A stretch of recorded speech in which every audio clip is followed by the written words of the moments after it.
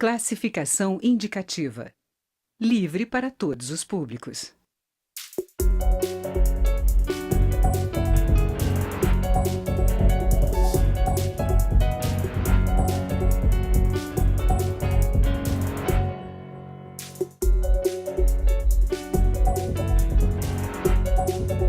Olá.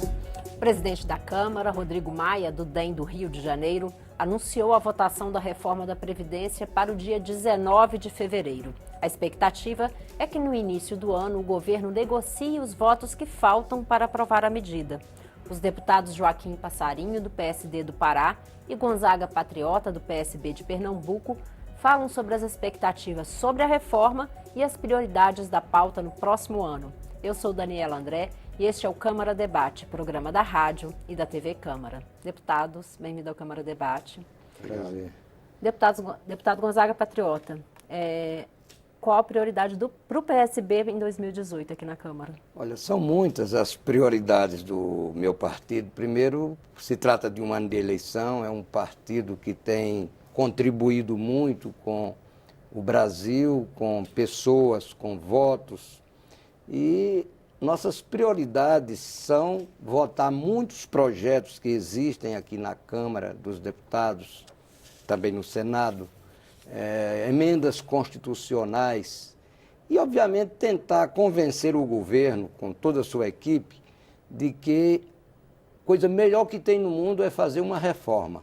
É reformar a casa, reformar o carro, reformar, às vezes, até a vestiária. Agora, essa reforma tem que ser feita ouvindo, não pode ser de uma maneira isolada.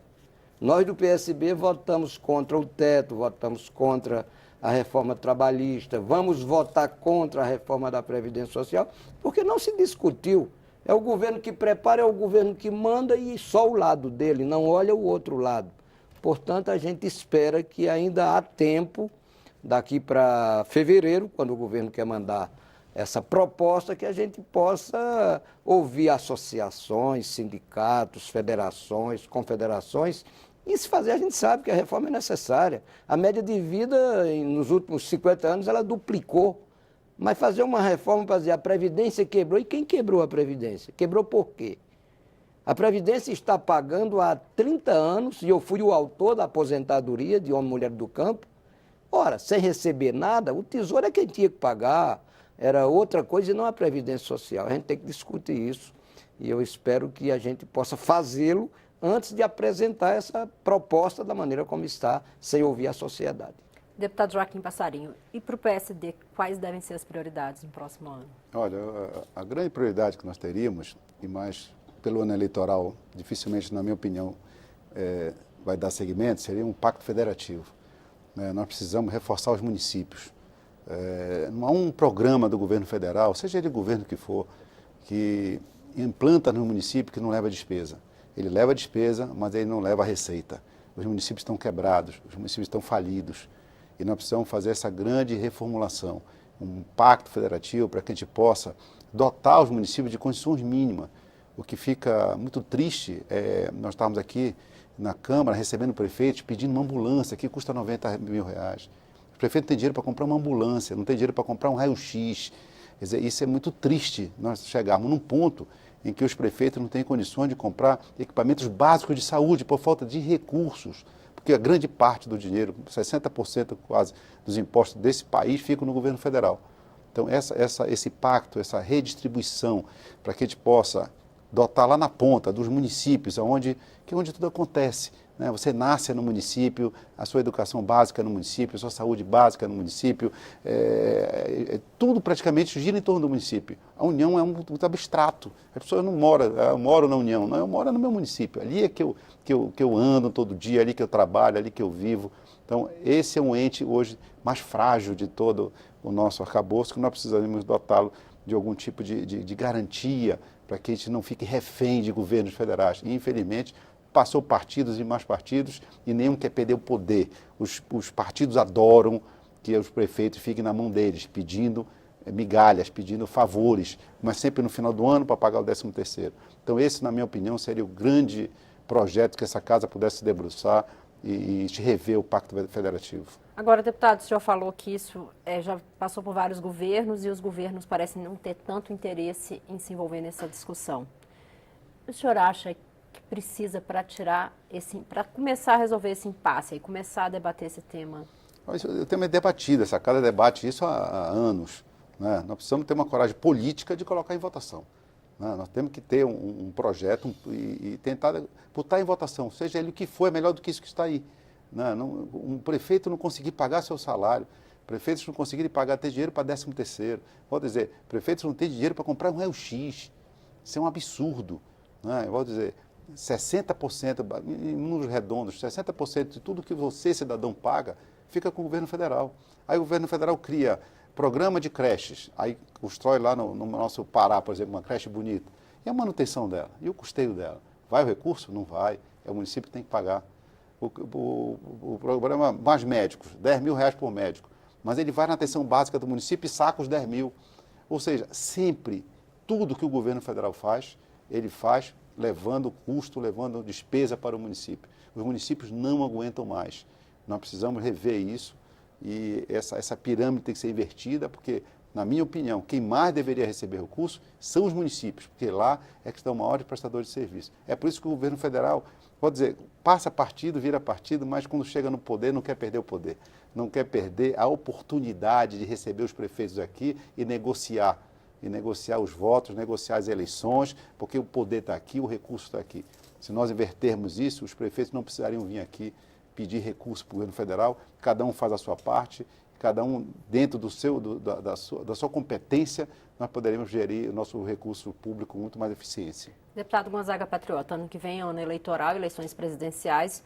O senhor acha que é possível se iniciar a discussão e trazer essa discussão até para a campanha eleitoral, para que, se não for feito no próximo ano, a gente tenha, numa perspectiva de 2019, poder se votar um novo pacto federativo? Primeiro, eu quero concordar aqui com o Joaquim Passari, ele tem toda a razão. Eu já estou há um tempinho aqui, já 35 anos no parlamento, e a gente não via essa marcha de prefeitos e de governadores. Agora mesmo a gente viu governadores de vários estados aqui atrás de alguma coisinha para os seus estados. Estão falidos também, estados, municípios. Eu quero me solidarizar com prefeitos que não estão conseguindo sequer pagar salários desse terceiro. Sei que a gente tem uma esperança muito grande. A gente já viu muitas crises, a gente passou por uma ditadura que pensava de não sair nunca dela, não conquistar a redemocratização que a gente conquistou na Assembleia Constituinte. E crises a gente sempre teve no Brasil e no planeta. Aquela crise de 2008, o Brasil passou por cima, mas não se olhou que estavam tapando buracos, tirando de um lado e colocando do outro. A presidente Dilma ela foi afastada pelo Supremo e pelo Senado Federal, porque eu acho que ela nem sentia que transferia dinheiro de uma conta para outra sem autorização do parlamento brasileiro. Então a gente vê que muitas coisas aqui são feitas de forma errada. E 2018, um ano depois de uma crise grande, 2017, a gente vai ter eleições. Eu acredito que tanto os governos estaduais, municipais, quanto o governo federal, ele possa ter uma cautela, ter um cuidado. E o eleitorado, ele não é besta, não. Ele, às vezes, até erra, mas ele vai se cuidar direitinho, porque ele não quer ver 12 milhões de amigos ou familiares desempregados. Ele não quer ver o nome do Brasil tão ruim como está lá fora. Você anda em qualquer país desse aí, e quando anda num país maior, lá da Europa, da América do Norte, aí é que falam mal do Brasil. Eu acho que só você, eleitor, vai conseguir, em outubro de 2018, dar uma arrumada neste país. E nós, parlamentares, muitos vão voltar, continuar aqui, e a gente tem que ter também o cuidado de olhar para o eleitor, o que é que a gente vai votar, como votar para ajudar o Brasil, e não, às vezes, estar votando, discutindo coisas que não valem nada, ou deixando de votar muitas coisas boas para dividir um pouco o que tem no Brasil, que não é bem dividido. Fica muito para um lado e pouco para o outro lado. Deputado, a gente vai fazer uma pequena pausa. Na volta, vamos falar um pouquinho mais aí das reformas que ainda têm pendências para o ano que vem. Estamos conversando sobre as perspectivas para 2018 na Câmara. Os convidados são os deputados Joaquim Passarinho, do PSD do Pará, e Gonzaga Patriota, do PSB de Pernambuco. Continue conosco.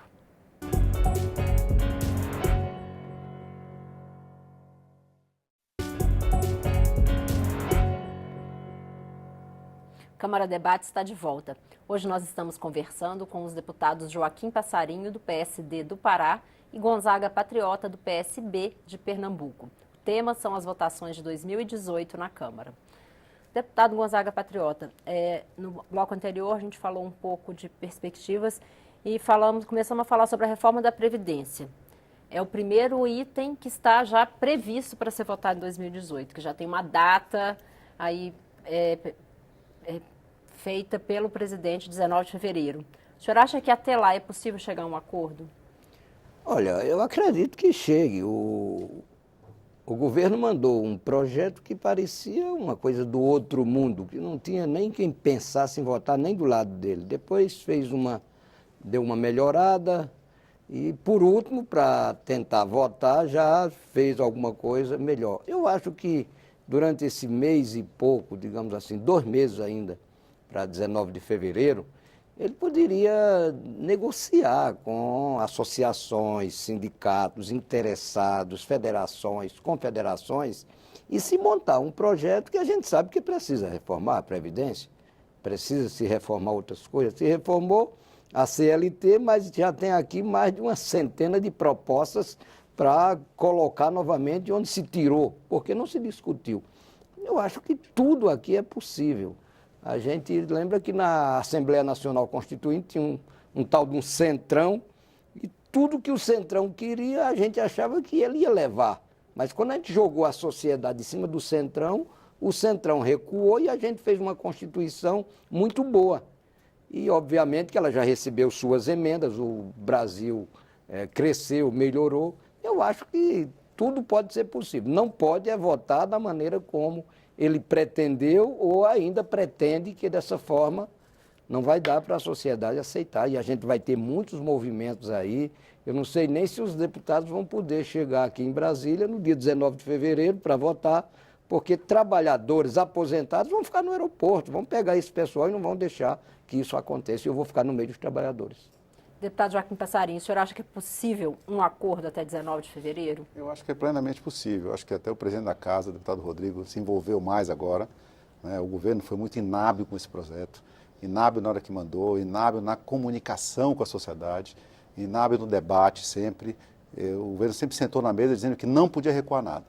Nunca houve negociação. E o Congresso foi empurrando, né? A própria base do governo foi mostrando para o governo as necessidades e o governo foi entendendo. Eu acho que o projeto é bem melhor do que chegou, mas ainda tem alguns problemas sérios, na minha opinião, e essa mão pesada em cima do funcionalismo, como se ele fosse o único culpado de quebrar a Previdência, é uma das bases que ele vai precisar fazer esse entendimento de uma transição, e com esse tempo aí de 2 meses para votação, acho que o governo sentiu, se botasse agora perdia, então ele sabe que ele precisa mudar para ele poder ganhar. E nós precisamos fazer, se fala em reforma da Previdência há 20 anos. Se tivesse votado apenas a idade mínima lá atrás, há 20 anos para valer agora, já estaria resolvido. O problema é que as pessoas começam a sempre querer muito, né? E a mão pesada do governo e o projeto muito pesado atrapalhou muito. O governo tem que rever tudo, comunicar melhor, trabalhar melhor, conversar melhor com a sua base, conversar melhor com a sociedade, porque nós precisamos fazer. Eu acho que não é nenhum partido aqui que não tem acordo que precisa fazer alguma reforma, né?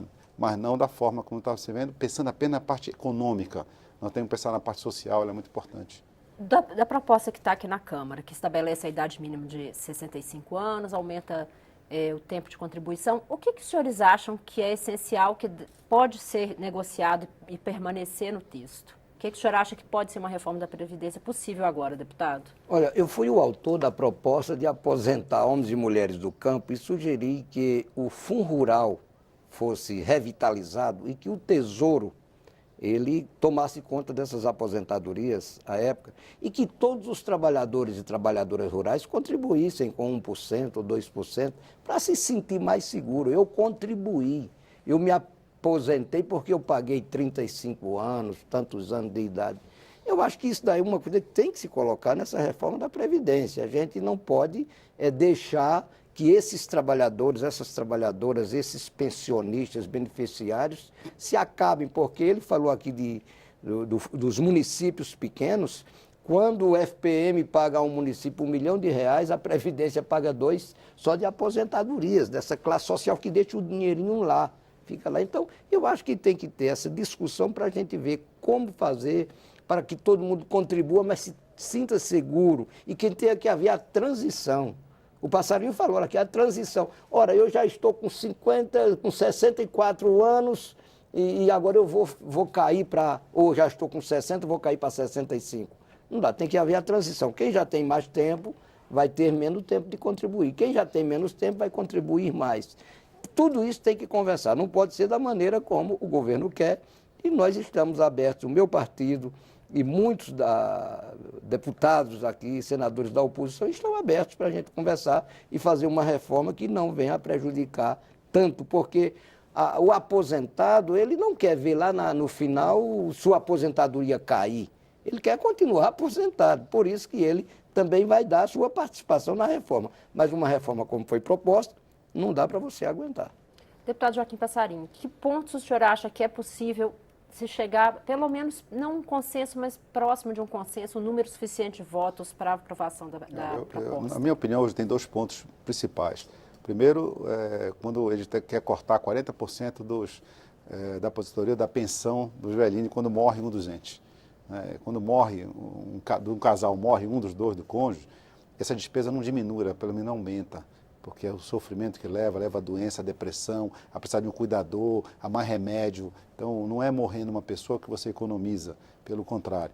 Esse é um ponto grave que o governo errou. O outro é essa transição para o funcionário público. Assim como a idade, você falou em 65, o governo sentiu que não ia passar os 65 e arrumou uma transição. Você começa com 55, né, porque os 65 é daqui a 20 anos. Então, essa transição de 20 anos é que a gente precisa que o funcionário público tenha a mesma proporção que ele fez da idade, porque ele não usa a mesma metodologia e vai para cima do funcionário público fazendo uma transição de 20 anos. Ele pode usar até a mesma base de cálculo que ele fez. Nós precisamos ter essa transição. Esses, na minha opinião, são os 2 pontos hoje que o projeto tem com maior resistência. Se nós vencermos esses pontos, eu acho que o governo consegue aprovar essa reforma que, volto a dizer, ela é necessária, mas não do jeito que está, como o Patriota falou. A Previdência ela não é apenas um cálculo atuarial, matemático ou financeiro, não. Ele também é uma distribuição de renda.